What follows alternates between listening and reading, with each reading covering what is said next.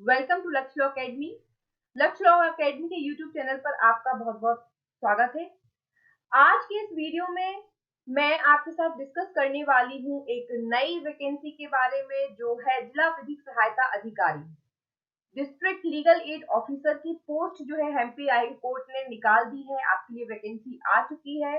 तो अभी जितने भी स्टूडेंट्स, जो अदर स्टेट के स्टूडेंट्स थे, जो थोड़े से निराश हो रहे थे एमपी एडीपीओ का नोटिफिकेशन देखकर, कि एमपी एडीपीओ की नोटिफिकेशन में एक रिक्वायरमेंट रखी गई थी एमपी रोजगार को लेकर के, कि एमपी रोजगार के ऑफिस में आपका रजिस्ट्रेशन होना चाहिए। तो काफी सारे स्टूडेंट्स को काफी परेशानियों का सामना करना पड़ रहा है कि कैसे रजिस्ट्रेशन होगा, क्या होगा, और अदर स्टेट के स्टूडेंट्स को ना देने दिया जाए एग्जाम, ये सब बातें। लेकिन उसके लिए भी मैंने आपको सारी चीजें जो है प्रोसेस बता दिया है अपने वीडियो में। तो यदि आपको रोजगार कार्यालय में रजिस्ट्रेशन से रिलेटेड की अदर स्टेट के बच्चे भी कर सकते हैं, कैसे कर सकते हैं, अगर आपको पता करना है तो आप एमपी एडीपीओ का जो नोटिफिकेशन वाला वीडियो है वो जरूर देखें। उसकी लिंक मैं डिस्क्रिप्शन बॉक्स में आपको दे दूंगी, तो वो वीडियो भी आप एक बार देख लें। और आज का जो ये नोटिफिकेशन है, ये है डिस्ट्रिक्ट लीगल एड ऑफिसर का। तो इस नोटिफिकेशन में भी हम आज देखेंगे कि क्या वैकेंसी, कितनी वैकेंसी है, लास्ट डेट क्या है, सिलेबस क्या है, क्या एग्जाम पैटर्न है। आज इस नोटिफिकेशन में हम सारा कुछ चीज डिस्कस करेंगे। तो यदि आप ये चैनल पहली बार देख रहे हैं तो सब्सक्राइब बटन पर प्रेस करना ना भूलें और बेल आइकन भी प्रेस कर दें, ताकि आपको नोटिफिकेशन मिलते रहे। हमारे चैनल पर कोई भी नई वैकेंसी आती है तो उसका नोटिफिकेशन अपलोड कर दिया जाता है।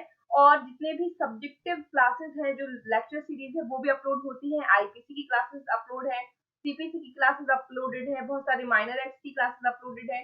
तो आप जाकर के प्लेलिस्ट जरूर चेक करें।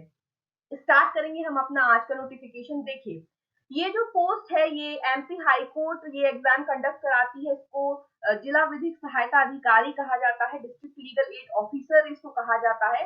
इसके लिए एक पर्टिकुलर एक्ट भी बना है, यदि आप लोगों ने पढ़ा होगा बार काउंसिल का जब हम एग्जाम देते हैं उसमें भी ये एक्ट हम पढ़ते हैं। तो देखिए, ये जो पोस्ट है, सबसे पहले मैं आपको बता दूं, ये सेकंड गजेटेड ऑफिसर कहलाता है। द्वितीय श्रेणी, जो ये द्वितीय गजेटेड अधिकारी होता है, ये सिविल जज के इक्वल इसकी रैंक होती है। ठीक, ये तो आपकी मोटी मोटी सी एक जानकारी हुई। अब देख लेते हैं कि इसमें क्या बताया गया है। तो देखिए, इसमें आवेदन भरने की जो पहली प्रारंभिक तिथि बताई है कि आपको कब से फॉर्म भरना स्टार्ट होना है, तो 25 जून। इस पोस्ट के लिए 25 जून से फॉर्म भरना स्टार्ट होने वाले हैं। 25 जून से फॉर्म भरे जाएंगे और लास्ट डेट जो फॉर्म भरने की है वो है 24 जुलाई 2021। ठीक है, 24 जुलाई 2021 तक जो है फॉर्म भरे जाएंगे। और परीक्षा की जो डेट है कि परीक्षा कितने तारीख से होगी, वो अभी तक बताया नहीं है। तो ऑनलाइन परीक्षा की जो तिथि है वो बाद में बताएंगे, इन्होंने कहा है। तो देखिए, यहाँ पर लिखा हुआ है कि बाद में अधिसूचित की जाएगी। तो जैसे ही अपडेट हो जाएगा तो नोटिफिकेशन आपको मिल जाएगा, मैं आपके साथ शेयर करूंगी। और इसकी ऑफिशियल वेबसाइट है हाई कोर्ट की और एमपी ऑनलाइन, वहां से आपको ये जो है जानकारी मिल जाएगी परीक्षा की तिथि के बारे में। आगे बढ़ते हैं, देखते हैं इसमें और क्या बताया गया है। आगे इसमें आपको वैकेंसीज बताई है। तो देखिए, टोटल वैकेंसीज जो है वो आपकी है 14। ठीक है, टोटल वैकेंसीज कितनी आपकी, टोटल कुल वैकेंसी जो है 14 है, 14 है। तो भले ही पोस्ट कम है, लेकिन हमें उससे कोई लेना देना नहीं है। अगर हमारी तैयारी अच्छी तो उन 14 में से भी एक पोस्ट हम जरूर लेंगे। तो ये 14 पोस्ट है, जिनमें से 3 जो है यहाँ पर बताया गया है कि कुल रिक्त पदों में से महिलाओं के लिए आरक्षित पद जो है वो 3 है। तो टोटल 14 वैकेंसीज है, 14 में से 3 जो है वो महिलाओं के लिए है। ठीक, तो ये आपके जानकारी योग बात थी। आगे देखते हैं इस नोटिफिकेशन में और क्या है हमारे जानने के लिए। सबसे इंपॉर्टेंट बात इसमें लिखा हुआ है कि ऐसे अभ्यर्थी जो मध्य प्रदेश के स्थायी निवासी नहीं है, वे अनारक्षित श्रेणी के ही माने जाएंगे और वे तदनुसार अनारक्षित श्रेणी के रूप में ही आवेदन करें। यानी कि कोई भी रिक्वायरमेंट नहीं है, बस जो अदर स्टेट के स्टूडेंट्स हैं उनको जनरल कैटेगरी का माना जाएगा। और जब वो फॉर्म भरे तो उसमें अपने आप को जनरल कैटेगरी ही शो करें, भले ही वो अदर स्टेट में एससी एसटी या ओबीसी किसी भी कैटेगरी में आते हैं। यानी कि अदर स्टेट के स्टूडेंट्स ही एग्जाम दे सकते हैं, कोई रोक नहीं है। किसी प्रकार का कोई रजिस्ट्रेशन रोजगार कार्यालय में इसमें नहीं माना गया है। अंतिम रूप से चयनित अभ्यर्थी को नियुक्ति दिनांक से 2 वर्ष की परिवीक्षा अवधि पर नियुक्त किया जाएगा। जब आप सिलेक्ट हो जाएंगे तो 2 इयर्स का इसमें जो है प्रोबेशन पीरियड रहता है। आगे देखते हैं इसमें और क्या इंपॉर्टेंट है। फीस बताई हुई है कि फॉर्म भरने की फीस हमारी क्या है। तो देखिए, जो अनारक्षित वर्ग है या मध्य प्रदेश राज्य के बाहर के जो आवेदक है, मीन जो जनरल कैटेगरी के हैं और जो अदर स्टेट के स्टूडेंट्स हैं, उनको टोटल फीस भरना होगी 922.16 रुपीज, ठीक है। 922.16 रुपए जो है वो फीस है जनरल कैटेगरी के लिए और मध्य प्रदेश के बाहर के जो कैंडिडेट्स हैं उनके लिए। और जो आरक्षित वर्ग है यानी कि जो कैटेगरी वाले हैं केवल मध्य प्रदेश के मूल निवासी या दिव्यांग, तो ठीक है, उनके लिए जो फीस है वो है 722.16 रुपए, 722.16 पैसे। इतना ये जो आपका है फीस है आपकी, ठीक है। आगे देखते हैं। आगे इसमें ऑनलाइन आवेदन पत्र भरने के निर्देश और विधि बताई गई है कि कैसे कैसे जो है आप भर सकते हैं। तो सबसे पहले इसमें लिखा हुआ है कि मध्य प्रदेश उच्च न्यायालय की आधिकारिक वेबसाइट www.mpHC.government.in से आप विज्ञापन डाउनलोड कर सकते हैं। इसी पे आपको सारी जो है प्रक्रिया बताई है। तो ये निर्देशों को आप खुद से, ये जो नोटिफिकेशन है इसको डाउनलोड करके एक बार पढ़ लें सारे निर्देश कि किस तरीके से जो ऑनलाइन आवेदन पत्र है उसमें क्या क्या आपको सारे निर्देश दिए गए, उसी हिसाब से आपको ये जो सारा कुछ है आपको भरना है। तो आप इसको एक बार जरूर वेबसाइट से देख करके जो है इसको भर लें। आगे देखते हैं इसमें और क्या जानने लायक हमारी बात है। अब देखिए, एडवर्टाइजमेंट, रजिस्ट्रेशन वगैरह, एप्लीकेशन कुछ भी आपको खोलना है तो ये आपको इसी वेबसाइट से मिल जाएगा, जिसमें ऊपर वेबसाइट बताई गई है www.mpHC.gov.in। इस पर आपको सारी जानकारी मिल जाएगी। एडवर्टाइजमेंट देखना है, एडवर्टाइजमेंट, रजिस्ट्रेशन, एप्लीकेशन भरना है, आप यहाँ से सब भर सकते हैं, ठीक है। अब उसके बाद इसमें और जो हमारे जानने लायक बात है वो हम एक बार देख लेते हैं। सबसे इम्पोर्टेंट बात हमारे लिए जो जानने के लिए वो है कि क्वालिफिकेशन क्या है। इस एग्जाम के लिए जो क्वालिफिकेशन है वो आपको देखिए खंड बी में बताया गया है क्वालिफिकेशन। तो एक बार हम क्वालिफिकेशन पे नजर डाल लेते हैं। देखिए, सिंपल सी क्वालिफिकेशन है। सबसे पहली है कि भारत का नागरिक होना चाहिए, आप इंडियन सिटीजन होना चाहिए, तो आप जो है ये फॉर्म भर सकते हैं।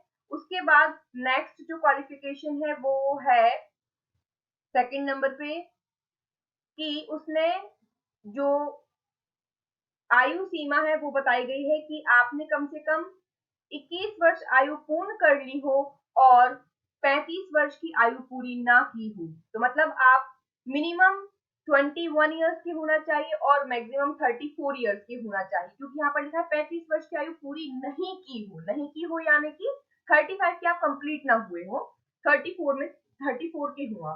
तो 21 वर्ष से लेकर के 34 वर्ष तक के जितने भी अभ्यर्थी हैं वो इस एग्जाम को भर सकते हैं। लेकिन आयु सीमा में छूट दी गई है। तो आयु सीमा में छूट देख लीजिए कि जो मध्य प्रदेश के मूल निवासी हैं, जिनको यहाँ पर कैटेगरी में माना गया है, अनुसूचित जाति, अनुसूचित जनजाति एवं अन्य पिछड़ा वर्ग, ठीक, उनके लिए कितनी छूट है उनके लिए देखिए 3 वर्ष के जो अधिकतम 3 वर्ष है वो शिथिलनीय है। मतलब नॉर्मल हम 34 ईयर तक के दे सकते हैं, तो इन लोगों के लिए 3 वर्ष और है कैटेगरी वाले पर्सन के लिए। उसके अलावा फिर महिलाओं के लिए स्पेशली छूट दी गई है। यहाँ पर लिखा गया है कि मध्य प्रदेश सिविल सेवा महिलाओं की नियुक्ति के लिए विशेष उपबंध नियम 1997 के उपबंधों के अनुसार महिला अभ्यर्थी के संबंध में उच्चतर आयु सीमा अधिकतम 10 वर्ष तक शिथिलनीय है। मतलब महिला कैंडिडेट जितनी भी हैं उनके लिए 10 इयर्स रिलैक्सेशन है एज में।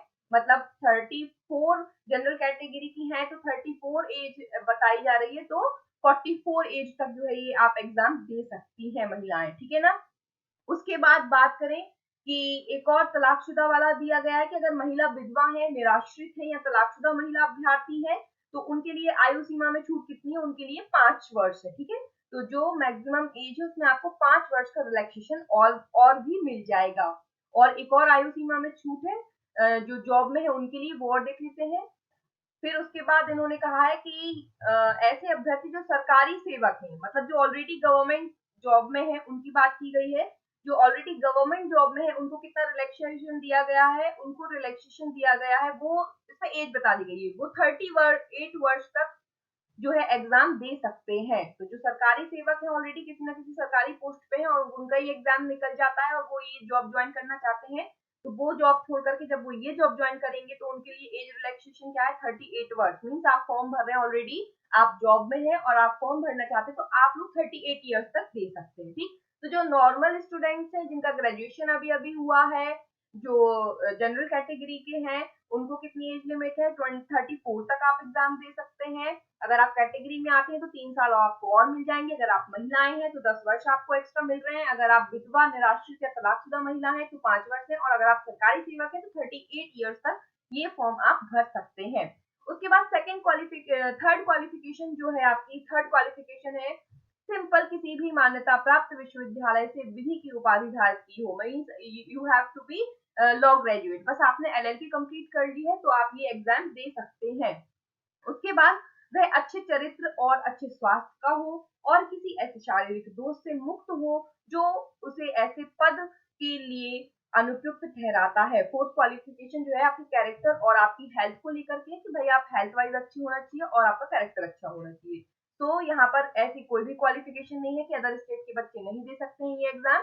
ये एग्जाम अदर स्टेट के बच्चे बहुत इजीली दे सकते हैं। सिर्फ आपके पास लॉ की डिग्री होना चाहिए, आपकी एज 21 टू 34 के बीच में होना चाहिए एंड आप भारत के नागरिक होना चाहिए। ठीक, अब उसके बाद आपको नीचे निर्भरताएं दी है, तो ये उसमें ज्यादा कुछ खास है नहीं। आप लोग जब ये नोटिफिकेशन दे तो बहुत समय लगेगा, आप लोग आराम से पढ़ते रहें। इसको निर्भरताएं जानने की आवश्यकता नहीं है, बहुत ज्यादा कुछ वो नहीं है। अब आगे देखें कि अर्हता से संबंधित विनिश्चय, तो इन्होंने कहा है कि अगर परीक्षा में प्रवेश के लिए किसी अभ्यर्थी की पात्रता या अन्यथा के बारे में मध्य प्रदेश राज्य विधिक सेवा प्राधिकरण का विनिश्चय अंतिम होगा। ये देख लेंगे, अगर किसी कैंडिडेट को लेकर के कोई परेशानी होगी तो परीक्षा की योजना देखिए, हमारे लिए इंपॉर्टेंट है जो जानने लायक बात वो है परीक्षा की योजना। ये परीक्षा का पैटर्न क्या है, कैसे जो है एग्जाम होना है। तो एग्जाम पैटर्न जो है वो देखिए क्या है, एग्जाम पैटर्न 2 चरणों में होगा। अगेन देखिए कितनी अच्छी बात है, यहाँ पर भी मेंस नहीं है, सिर्फ आपकी ऑनलाइन परीक्षा है, प्रिलिमिनरी एग्जाम है जो ऑब्जेक्टिव टाइप होगा, देन उसके बाद इंटरव्यू। तो ऑब्जेक्टिव टाइप आपका पेपर है प्रिलिमिनरी और फिर interview, no mains is here. तो ऑनलाइन परीक्षा जो है आपका प्रिलिमिनरी एग्जाम जो आपका है, वो प्रिलिमिनरी एग्जाम आपका जो होना है वो 200 मार्क्स का होगा। ये देखिए आपको बताया गया है ऑनलाइन एग्जाम, ऑनलाइन एग्जाम आपका कितना है, 200 मार्क्स का है ना।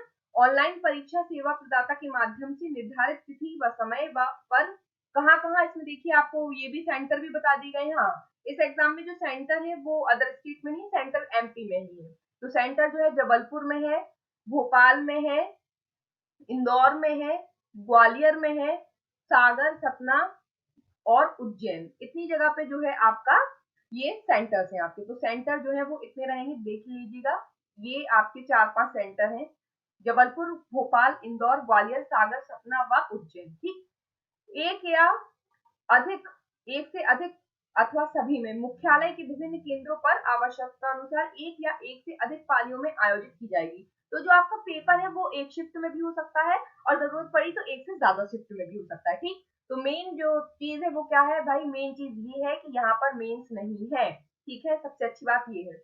आगे बढ़ते हैं।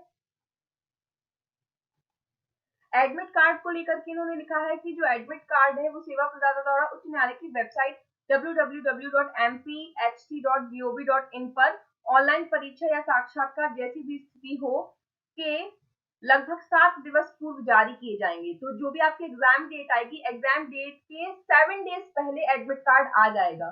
तो बार बार परेशान नहीं होना है कि एडमिट कार्ड कब आएगा कब आएगा। जब एग्जाम की डेट डिक्लेयर हो जाएगी तो after declaring the date of exam, exam की डेट के 7 दिन पहले एडमिट कार्ड जो है वेबसाइट पर आ जाएंगे। ये वेबसाइट बस आप लोग ध्यान रखिएगा, ठीक है। वेबसाइट जो अदर स्टेट के बच्चे, जो एमपी के उनको तो पता है, जो अदर स्टेट के बच्चे को ये थोड़ी सी वेबसाइट अपने पास लिख करके रखे, इस वेबसाइट पर आपके एडमिट कार्ड जो है डाउनलोड कर दिए जाएंगे। आगे अब देखते हैं, आगे देखिए सिलेबस। ये भाई सिलेबस है, ठीक है। तो सिलेबस ध्यान से देख लीजिए, सिलेबस में क्या क्या है। सिलेबस में बहुत ही प्यारा सिलेबस है, मैं तो देख के बहुत खुश हो गई। आई थिंक आप लोगों को भी बड़ी खुशी होगी सिलेबस जान करके। सिलेबस देखिए, सिलेबस में बहुत ही क्लासिफाइड करके दिया हुआ है। पहले बताया गया है कॉन्स्टिट्यूशन, तो कॉन्स्टिट्यूशन है, लेकिन कॉन्स्टिट्यूशन में भी क्वेश्चन नंबर एंड पार्ट्स बताए। देखिए कितने अच्छे से सिलेबस है। कॉन्स्टिट्यूशन ऑफ इंडिया में सिर्फ आपका पार्ट 3 आना है, पार्ट 4 आना है and part 4A fundamental rights, DPSP and fundamental duties, जिसमें से आपको टोटल 10 क्वेश्चंस आएंगे। तो क्वेश्चन नंबर भी दिए हैं और सब्जेक्ट भी दिया है। तो सब्जेक्ट बता दिया आपका कॉन्स्टिट्यूशन ऑफ इंडिया, इसमें से टोटल नंबर ऑफ क्वेश्चंस आएंगे आपके 10। उसके बाद नेक्स्ट आपका आएगा civil procedure code. Civil procedure code में से भी आपके क्वेश्चन आएंगे टोटल 10। जिसमें आपकी कौन कौन सी चीजें आ रही हैं। देखिए सेक्शन 89 आनी है, settlement of dispute outside the court. Section 89 को आपको डिटेल में पढ़ना पड़ेगा। उसके बाद order 10, rule 1A, rule 1B, rule C, और ये कुछ और ऑर्डर्स बताए गए हैं, तो ये स्पेसिफिक ऑर्डर्स ही आपको पढ़ना है। इसके अलावा आपको सीपीसी और जो भी सब्जेक्ट है उसमें और कुछ भी आपको नहीं पढ़ना है, ठीक है। तो सिर्फ आपको section 89, order 10, order 33 and order 44 बस आपको ये पढ़ना है अपील से रिलेटेड। उसके बाद आईपीसी देखिए, आईपीसी में भी बहुत ही सिलेक्टेड सिलेबस है। आईपीसी में टोटल जो है आपके 1 2 3 4 5 6 7 8, टोटल आपके सिर्फ 8 चैप्टर जो है वो आपको आईपीसी में कवर करने हैं। तो चैप्टर सेकंड जनरल एक्सप्लेनेशन जो बहुत इंपॉर्टेंट है, chapter third punishment, 4 general exception, chapter 8 offence against the public tranquillity, chapter आपका 16 offence against human body, chapter 17 against property, chapter 20 relating to marriage, 28 cruelty by husband. तो total 8 chapters आपको only पढ़ने होंगे, जिसमें से आप चाहें तो ये सारे चैप्टर्स की आपको लेक्चर सीरीज मेरे यूट्यूब चैनल पर मिल जाएगी। 1-1 घंटे की क्लासेस हैं, ऑनलाइन क्लासेस की लेक्चर्स जो हैं वो हमारे चैनल पर ऑलरेडी डले हुए हैं। तो डिस्क्रिप्शन बॉक्स में मैं आपको आईपीसी की प्लेलिस्ट की लिंक शेयर कर दूंगी। उस लिंक पर से आप आईपीसी की सारी क्लासेस के लेक्चर्स जो है, जो 1-1 घंटे के लेक्चर सीरीज है, वो आप यहाँ से देख सकते हैं। और मैं आपको गारंटी दे रही हूँ, आपको अलग से कुछ भी नहीं पढ़ना पड़ेगा। जो मैंने आपको पढ़ाया वो एग्जाम पॉइंट ऑफ व्यू से बिल्कुल टू दी पॉइंट चीजें पढ़ाई हैं, उसके बाहर एग्जाम में से कुछ भी नहीं जाएगा। तो आईपीसी जो है वो आप बिल्कुल अच्छे से कवर कर सकते हैं मेरे यूट्यूब चैनल से। अब आगे देखते हैं सीआरपीसी की बात करें हम, तो देखिए सीआरपीसी में भी बहुत ही सिलेक्टेड जो है इन्होंने देकर रखा है। देखिए सीआरपीसी में क्या दिया इन्होंने, सीआरपीसी में आपको आना है चैप्टर आपका 9, यानी कि 125 मेंटेनेंस वाली धारा पूछी है। फिर प्ली बार्गेनिंग का चैप्टर पूछा है इन्होंने। फिर उसके बाद इन्होंने चैप्टर 24 पूछा है। फिर चैप्टर 24 अगेन सेक्शंस बताई हैं, सेक्शन 303, 304, सेक्शन 320 मीन जिसमें आपको पता चलता है कि कंपाउंडेबल है ऑफेंस की, नॉन कंपाउंडेबल है, समनीय है या असमनीय है अपराध, है ना। फिर उसके बाद सेक्शन 321 आपको पढ़नी है, विड्रॉल फ्रॉम प्रोसिक्यूशन। सेक्शन 357 पढ़नी है, ऑर्डर टू पे। सेक्शन 357 ए बी सी पढ़ना है, ठीक है। एमपी विक्टिम कंपनसेशन स्कीम 2015 के साथ compensation to be additional to fine under section 320 A और section 376 D of Indian penal code and treatment of victim. इससे रिलेटेड जो भी नया एमपी में आया है, ये सारी चीजें हमें देखना है, तो वो हम अभी डिस्कस कर लेंगे और मैं इसके लिए वीडियो भी बनाऊंगी, ठीक है। अब देखिए ये तो हो गए आपके मेजर सब्जेक्ट, ये constitution 1, CPC 2, Indian penal code 3, 4 आपका सीआरपीसी, 4 आपके मेजर सब्जेक्ट्स हो गए। बाकी अब जो ये है नीचे पूरे माइनर सब्जेक्ट्स हैं। कितने हैं देखिए भाई, juvenile justice care protection act, dowry prohibition act, protection of woman domestic violence act, pre conception and pre natal diagnostic act, POCSO act, motor vehicle act. तो यहाँ तक के जो 10 तक के जो एक्ट हैं ये तो आपके एमपीडीपीओ में भी सेम है, ठीक है। उसके बाद family court and Hindu law and Muslim law, arbitration and conciliation ये नहीं है एडीपीओ में। ग्राम न्यायालय 2008 ये शायद से एडीपीओ में है, एक बार देखना पड़ेगा, कंफर्म करना पड़ेगा। बहुत सारे एक्ट्स जो है वो एमपीडीपीओ से भी सिमिलर है, ठीक है। 15 नंबर पे maintenance and welfare of parents and senior citizen act 2007, MP crime victim compensation scheme 2015, the legal service authority act 1987। और साथ ही साथ इन सारे एक्ट में से कितने क्वेश्चन आएंगे वो भी आपको बताया गया है, तो ये भी आपको ध्यान रखना है। इसमें क्राइटेरिया दे दिया गया भी किस एक्ट से कितना आएगा। जुवेनाइल जस्टिस से तो है आपके 5 क्वेश्चन आएंगे, डाउरी प्रोहिबिशन से आपके 5 क्वेश्चन आएंगे, protection of woman domestic violence act से आपके 5 क्वेश्चन आ रहे हैं। फिर ये pre conception and pre natal से 5 क्वेश्चन आ रहे हैं, पॉक्सो एक्ट से 5 क्वेश्चन आ रहे हैं, मोटर व्हीकल से 5 सेक्शन आ रहे हैं। मोटर व्हीकल में देखिए कितनी अच्छी बात है, मोटर व्हीकल बहुत मोटा एक्ट है, बहुत बड़ा एक्ट, लेकिन इसमें आपको सिर्फ सेक्शन 140, 163, 163 ए एंड 166 पढ़ना है। इसके अलावा आपको मोटर व्हीकल एक्ट में कुछ नहीं छूना है, उसमें से आपको 5 क्वेश्चन आ जाने हैं। फैमिली कोर्ट एक्ट में से आपको 5 क्वेश्चन आएंगे। उसके बाद हिंदू लॉ और मुस्लिम लॉ में से मिलाकर के जो है 10 क्वेश्चन आ रहे हैं। तो ये भी आपको ध्यान रखना है कि हिंदू लॉ और मुस्लिम लॉ से मिलाकर कितने आ रहे हैं, 10 क्वेश्चन आ रहे हैं। ठीक है, आगे बढ़ते हैं। देन आर्बिट्रेशन एंड काउंसिलिएशन में से आपको 5 क्वेश्चन आ रहे हैं, ग्राम न्यायालय में से 5 आ रहे हैं, मेंटेनेंस ऑफ वेलफेयर में से 5 आ रहे हैं, एमपी क्राइम विक्टिम में से 5 आ रहे हैं, और मेन जो है देखिए अब सबसे ज्यादा क्वेश्चन 30 क्वेश्चन आ रहे हैं आपके एमपी, मतलब sorry, the legal service authority act. Obvious सी बात है, जिस पोस्ट के लिए आप एग्जाम दे रहे हैं उस पोस्ट से रिलेटेड एक्ट को आपको अच्छे से पढ़ना ही पड़ेगा। लीगल एड ऑफिसर का जो पद है वो इसी एक्ट में बताया गया है, लीगल सर्विसेज अथॉरिटी एक्ट, इसलिए ये एक्ट बहुत इंपॉर्टेंट बन जाता है इस पोस्ट के लिए अपने आप के लिए। तो इसमें से टोटल 30 क्वेश्चन आएंगे। ठीक है, जिसमें से आपको the legal service authorities act 1987, फिर MP legal service authorities act rules 1999 भी पढ़ना पड़ेगा, MP legal service authority regulation 1997 भी उसके साथ आपको जो है रीड आउट करने पड़ेंगे।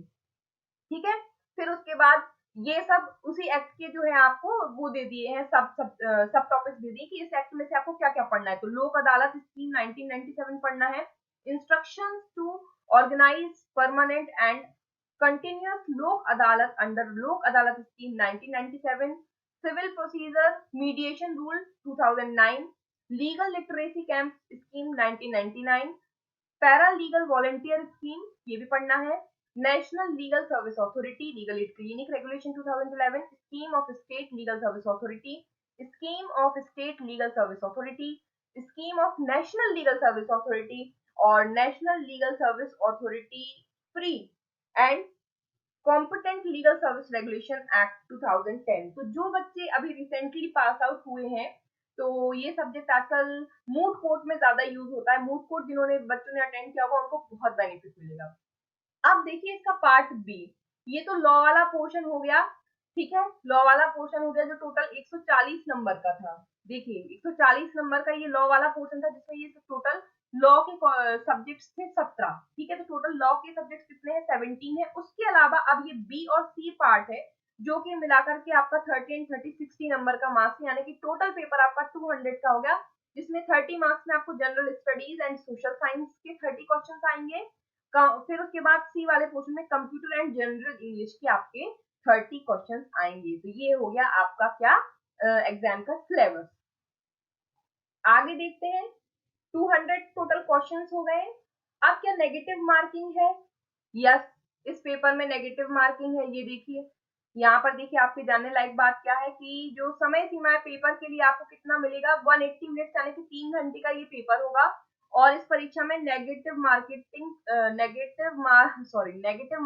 सिस्टम रहेगा। तो इस परीक्षा में नेगेटिव मार्किंग है। ठीक है, प्रत्येक गलत उत्तर अंकित करने पर 0.25 यानी 1/4 काटा जाएगा। ठीक है, तो नेगेटिव मार्किंग कितनी है, 0.25 जो है आपकी नेगेटिव मार्किंग है। उसके बाद ये जो है अपनी वेबसाइट पर मॉक टेस्ट आपके लिए उपलब्ध कराए गए हैं। अगर आप देखना चाहते हैं कि कैसा पेपर का एग्जाम पैटर्न होता है, तो ये मॉक टेस्ट भी आपको अवेलेबल कराए जाएंगे। मॉक टेस्ट की सुविधा रहेगी, आप दे सकते हैं। मॉक टेस्ट का मतलब ये नहीं होता है कि ये आपको वो पेपर सॉल्व करवाएंगे जो इससे रिलेटेड है। आप सोचिए लॉ के, मॉक टेस्ट का मतलब ये होता है कि वो सिर्फ आपको कैसे ऑनलाइन एग्जाम देते हैं उससे अवगत कराने के लिए सिर्फ आपको टेस्ट प्रोवाइड कराते हैं कि भाई कैसा पेपर आता है, कैसे आपको सिलेक्ट करना है, अगर आपने कोई आंसर छोड़ दिया, उसको टिक नहीं किया तो वहां पर क्या मार्क आएगा, ये सब चीजें सिखाने के लिए मॉक टेस्ट होता है। पिछले कई बार से बच्चे क्या पूछते हैं, ग्रुप पे मैसेज करते हैं कि मैम वो मैम मॉक टेस्ट में तो लॉ का पेपर डला ही नहीं। तो भाई वो लॉ का पेपर नहीं डालना है उनको, उनको सिर्फ आपको एग्जाम की प्रक्रिया से अवगत कराना है कि एग्जाम होता कैसा है ऑनलाइन। मोस्टली क्योंकि आपको पता है कि हमारे यहाँ अभी भी आज भी भारत में गाँव में बच्चे ज्यादा रहते हैं, गाँव के बच्चे इतना कंप्यूटर में परफेक्ट नहीं होते, तो वो एग्जाम टाइम पे उनको दिक्कत ना आए कंप्यूटर ऑपरेट करने में, इसलिए मॉक टेस्ट कराया जाता है। ठीक है, आगे देख लेते हैं हमारे जानने लायक कुछ और इसमें बचा है क्या। एक इम्पॉर्टेंट बात जो है यहाँ जानने लायक वो ये है कि जब भी एग्जाम हॉल में आप पेपर देने जाएं तो एक आइडेंटिटी प्रूफ के तौर पे कुछ लेकर जाना पड़ता है। तो ये जो इन्होंने कहा है कि प्रवेश पत्र के साथ एक मूल फोटो पहचान पत्र होगा, मतलब आपका ड्राइविंग लाइसेंस हो सकता है, आपका कॉलेज का आइडेंटिटी कार्ड हो सकता है, आपका आधार कार्ड हो सकता है, जो भी आपका पहचान पत्र, तो वो ओरिजिनल लेकर जाएं कृपया करके। फोटो कॉपी या डुप्लीकेट कभी भी नहीं चलता है, ध्यान रखिए। फोटोकॉपी या डुप्लीकेट जो आइडेंटिटी कार्ड्स होते हैं वो एग्जाम्स में कभी भी नहीं मान्य होते हैं। अब आगे देखेंगे, आगे है परीक्षा ऑनलाइन का मूल्यांकन एवं परिणाम। तो इन्होंने पहले से ही बता दिया है कि परीक्षा जैसे ही हो जाएगी तो परीक्षा होने के बाद उसकी जो मॉडल आंसर की है वो मध्य प्रदेश की इसी वेबसाइट पर www.mpsc.government.in पर उपलब्ध हो जाएगी। यदि कोई भी अभ्यर्थी प्रस्तावित उत्तर कुंजी के संदर्भ में कोई आपत्ति करना चाहता है तो वह वेबसाइट पर प्रस्तावित उत्तर कुंजी के प्रकाशन के दिनांक से 5 दिवस के भीतर प्रिंसिपल रजिस्ट्रार परीक्षा मध्य प्रदेश उच्च न्यायालय जबलपुर के नाम से संबंधित शोध दस्तावेज की स्वप्रमाणित छाया प्रति के साथ स्व हस्ताक्षरित अपनी आपत्ति डाक या ईमेल के द्वारा भेज सकता है। ठीक है, तो 5 दिन का टाइम दिया जाएगा। जैसे ही मॉडल आंसर की आ जाएगी, मॉडल आंसर की आने के बाद यदि आप किसी क्वेश्चन पर ऑब्जेक्शन उठाना चाहते हैं तो 5 दिन के अंदर आपको ये जो प्रिंसिपल रजिस्ट्रार का ऑफिस है यहाँ पर बाय पोस्ट आपको भेजना पड़ेगा अपनी आपत्ति को। ठीक है, अब आगे आपको जानने लायक बात ये है कि अब जितने भी कैंडिडेट जो हैं प्रिलिमिनरी एग्जाम को क्वालिफाई कर लेंगे तो जब इंटरव्यू है तो इंटरव्यू में 3 गुना अभ्यर्थी लिए जाएंगे। ये नॉर्मली सारे एग्जाम्स में सेम ही रहता है। ठीक है ना, तो जब भी प्रिलिमिनरी एग्जाम हो जाएगा तो 3 गुना अभ्यर्थी जो है बुलाए जाएंगे इंटरव्यू के लिए, और फिर उसके बाद जो है आपका इंटरव्यू होगा। ठीक है, साक्षात्कार हेतु सामान्य एवं अन्य पिछड़ा वर्ग के अभ्यर्थियों को ऑनलाइन परीक्षा में 50% अंक तथा अनुसूचित जाति एवं अनुसूचित जनजाति के अभ्यर्थियों को 45% अंक प्राप्त करना होगा। ठीक है, तो अगर आप जनरल कैटेगरी के हैं या आप ओबीसी कैटेगरी के हैं तो आपको 50% मार्क्स तो आपको लाना ही है, तभी आप क्वालिफाई करके माने जाएंगे। और एससी एसटी कैटेगरी में यदि आप हैं तो 45% मार्क्स जो है आपको एग्जाम में लेना होंगे। ठीक है, ऑनलाइन परीक्षा में सफल अभ्यर्थियों की श्रेणीवार सूची मध्य प्रदेश की वेबसाइट पर प्रकाशित कर उनसे साक्षात्कार हेतु आवेदन पत्र बुलवाए जाएंगे। ठीक है, तो जो आपकी सूची है, जो फाइनल प्रिलिमिनरी का जो एग्जाम रिजल्ट आएगा वो इसी वेबसाइट पर आपको मिल जाएगा www.mpsc.gov.in। आगे देखते हैं, अब देख लेते हैं भाई इंटरव्यू की बात कि ये इंटरव्यू के संबंध में क्या बता रहे हैं। तो देखिए, इंटरव्यू से रिलेटेड इन्होंने कुछ पॉइंट्स दिए हैं। इन्होंने कहा है कि साक्षात्कार सबसे पहले तो जबलपुर में आयोजित होगा, तो इंटरव्यू जो है वो सिर्फ जबलपुर में ही होगा और कोई सेंटर नहीं होगा इसका। इंटरव्यू जो है वो आपका 25 मार्क्स का होगा, ध्यान रखना। इंटरव्यू कितने मार्क्स का है? इंटरव्यू 25 मार्क्स का है, 25 मार्क्स का है। साक्षात्कार के समय चयन समिति के समक्ष अहरकारी मूल प्रमाण पत्रों के साथ उपस्थित होना है। तो उस टाइम पे जो भी आपके मूल प्रमाण पत्र जो मांगे गए हैं वो लेकर के ही पहुंचिएगा। साक्षात्कार में अनुपस्थित रहने वाले आवेदक को चयन के लिए अनर्ह माना जाएगा। अब आप अगर इंटरव्यू वाले दिन आप उपस्थित नहीं हो पाए, प्रेजेंट नहीं हो पाए, मीन्स यू आर डिस्क्वालीफाइड। साक्षात्कार के समय आरक्षित वर्ग के समस्त अभ्यर्थियों को समक्ष अधिकारी द्वारा प्रदत्त स्थायी जाति प्रमाण पत्र मूलतः एवं स्वयं द्वारा सत्यापित पाठनीय स्वप्रमाणित छाया प्रति प्रस्तुत करना अनिवार्य है। तो जितने भी आरक्षित वर्ग के लोग हैं वो अपना जाति प्रमाण पत्र जो है उसकी एक मूलतः एवं खुद से सत्यनिष्ठ मतलब आप अपने सेल्फ अटेस्टेड करके उसको लेकर के जाएं, ये यहाँ पर कहा गया है। आगे देख लेते हैं आगे और कोई जानकारी।